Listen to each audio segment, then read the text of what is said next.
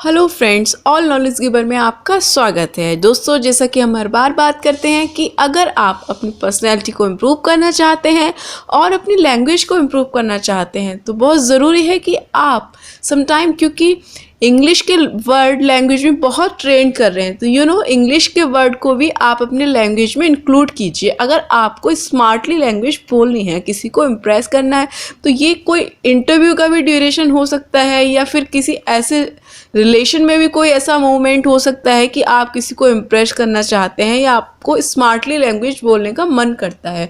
तो आज हम आपकी हेल्प करने वाले हैं, लेकर आए हैं आपके लिए ऐसे 10 वर्ड्स जो आपकी जनरल डेली लाइफ में बहुत मदद करने वाले हैं। फर्स्ट वर्ड इज डकार लेना। हिंदी में समटाइम आपको थोड़ा ऑड लगे डकार लेना बोलना, तो आप इसको इंग्लिश में बोल सकते हैं Welch.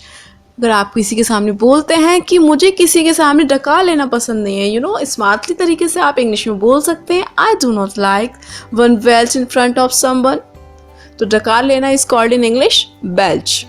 The second word is शमशान घाट। शमशान घाट को इंग्लिश में बोला जाता है क्रेमेटोरियम। डेड बॉडीज होती हैं, उनको कहाँ बर्न किया जाता है? क्रेमेटोरियम में बर्न किया जाता है। तो इंग्लिश में आप इसको बोल सकते हैं the dead bodies are burn in crematorium.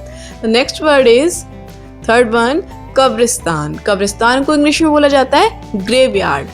तो अगर आप कहना चाहते हैं कि मुझे कब्रिस्तान में जाने से डर लगता है, तो आप इंग्लिश में इसको बोल सकते हैं I am afraid to go in graveyard।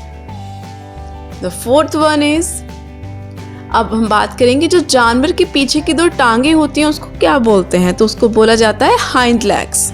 तो अगर आपका डॉग आपके सामने खड़ा हुआ है पीछे की दो टांगों पर, तो आप उसको बोल सकते हैं the dog is stand on his hind legs. The fifth one is जिद्दी। जिद्दी होने को आप इंग्लिश में क्या बोलेंगे?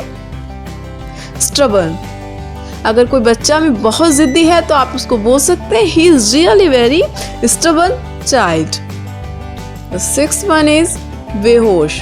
मीन्स बेहोश होना मीन्स अनकॉन्शियस कंडीशन में होना। अगर आपकी सिस्टर अनकॉन्शियस कंडीशन में है तो आप उसको बोल सकते हैं my sister is in unconscious condition. The next word is विदेश में जाना। विदेश में जाने को बोलते हैं सेटल अब्रॉड। Settle abroad. अगर कोई विदेश में रह रहा है तो आप उसको इंग्लिश में बोलेंगे he has settled abroad now. Eight one is विवाद। इसको इंग्लिश में बोलते हैं डिस्प्यूट। तो अगर आप किसी कहना चाहते हैं कि आप अननेसेसरी विवाद क्यों कर रहे हैं, तो आप कह सकते हैं why are you doing unnecessary dispute. The next word is गपशप। इसको इंग्लिश में बोलते हैं गॉसिप। तो अगर आप कहना चाहते हैं कि लोगों को अननेसेसरी या लोगों को अपना टाइम वेस्ट नहीं करना चाहिए गॉसिपिंग करने में, तो आप उसको इंग्लिश में बोल सकते हैं people should not waste their time in gossiping. Next word is last word है 10th वर्ड, दिस इज नींबू निचोड़ना। तो उसको इंग्लिश में बोला जाता है स्क्वीज लेमन। इसको बोला जाता है इंग्लिश में स्क्वीज लेमन। तो अगर आप कहना चाहते हैं कि प्लीज नींबू को ठीक से निचोड़िए, तो वहाँ आप बोल सकते हैं please squeeze the lemon properly. दोस्तों, अगर आपको हमारी वीडियो पसंद आई है तो लाइक करके आप हमें बता सकते हैं, और अगर आपने अभी तक चैनल को सब्सक्राइब नहीं किया है तो रेड बटन पर क्लिक करके आप चैनल को सब्सक्राइब कर सकते हैं। इससे जितनी वीडियोस ऑल नॉलेज गिवर की तरफ से अपडेट होंगी वो आपको तुरंत मिल सकती हैं। और अगर आपका कोई सजेशन या सुझाव है तो प्लीज़ कमेंट करना ना भूलें। नए नए वर्ड्स याद करते रहिए। Thank you.